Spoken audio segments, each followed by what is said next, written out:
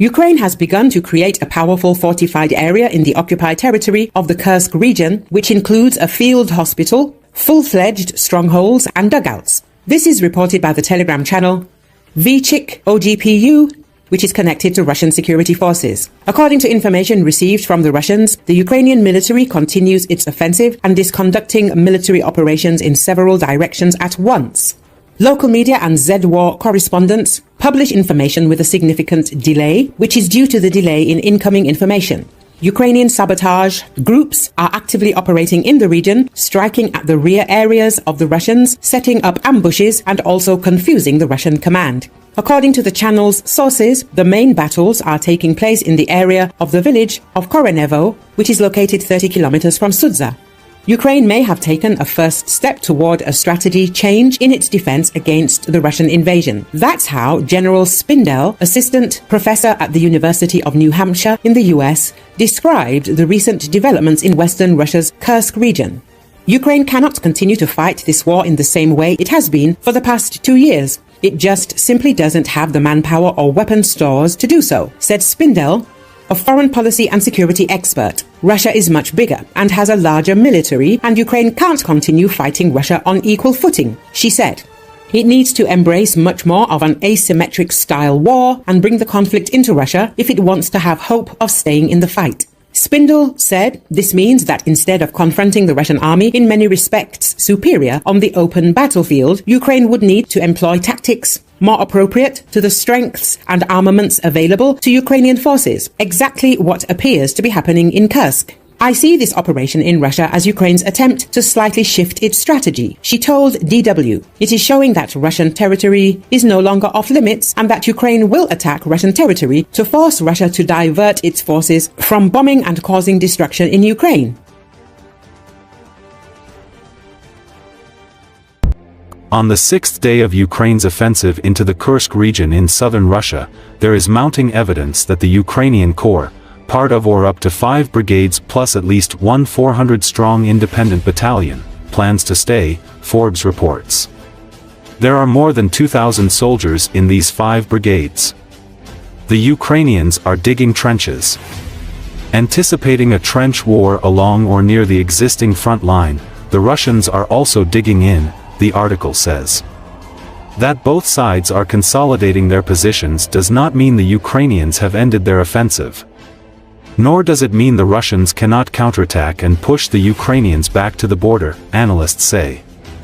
But this means that stabilization of the front line and long-term Ukrainian occupation of part of Kursk are on the agenda, the journalists emphasize. Ukrainian sources have spotted industrial excavators at work on both sides of the front line.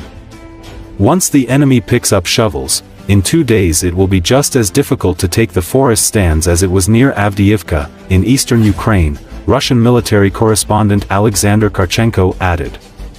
It took the Russian military 6 months to roll back Ukrainian defenses in Avdiivka, and cost it tens of thousands of casualties. Once the trenches are complete, that diversion could become long-term, if not permanent.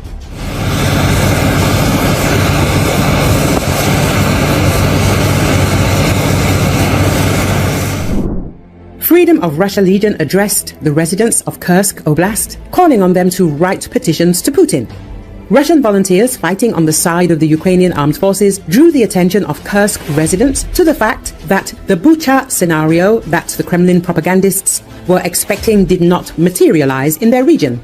Civilians are not lying by the roads but are writing petitions to Putin asking for help, the LSR Telegram channel indicated. Russian volunteers reminded their compatriots that Putin did not save the residents of Belgorod region, on whose heads cabs from Russian army bombers have been falling for several months. Bad news. Putin won't help you, but we can, they promised at Freedom of Russia. LSR called on residents of the Kursk region to record the movements of Russian troops on photos and videos and send them to them. Recall, a counterterrorism operation regime has been implemented in the Bryansk, Kursk and Belgorod regions of Russia. Moscow cites an increased threat from Ukraine as the reason for these measures, according to the Russian National Anti-Terrorism Committee and acting governor of Kursk region, Alexei Smirnov. The Russian side reports that the decision to implement the counterterrorism operation regime in the Bryansk region was made by the local FSB office led by Major General S.V. Voronin. Russian National Anti-Terrorism Committee statement cites increased levels of sabotage and terrorist threats from Ukraine as the reason for these measures. Additionally, the announcement includes notifying interacting security forces and local authorities in the region. Similarly, the authorities of the Kursk region have also announced the implementation of the counterterrorism operation regime in the area for comparable reasons.